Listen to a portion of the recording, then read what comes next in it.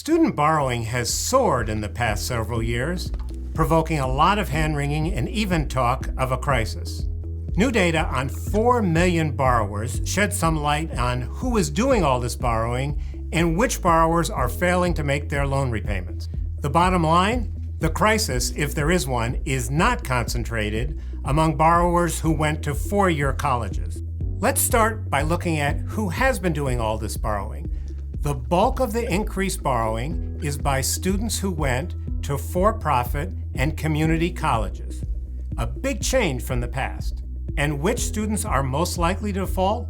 Those very same students, the ones who went to for-profit schools and community colleges. 21% of the borrowers at for-profit schools and community colleges defaulted within 2 years, but only 8% of those at four-year colleges and 2% at graduate schools. Why is this happening? Well, for one thing, borrowers who went to for-profit schools or community colleges fared poorly in the job market. Students who went to for-profit schools or community colleges tended to borrow less, but they also tended to come from lower-income families, were less likely to complete their programs, and fared much worse in the job market during the Great Recession and the ensuing slow recovery. Now, the future may not resemble the past. These borrowing and default trends are not likely to continue. The improving economy means more people are going to work rather than school, and there's far more scrutiny by the government of for-profit institutions.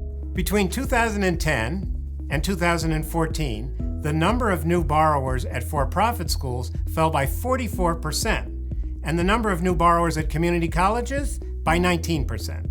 Fewer borrowers at these schools and a better job market means fewer defaults, eventually. How much does the U.S. tax system shrink the gap between rich and poor? The answer? Some, but even after taxes, the distribution of income in the United States remains substantially unequal.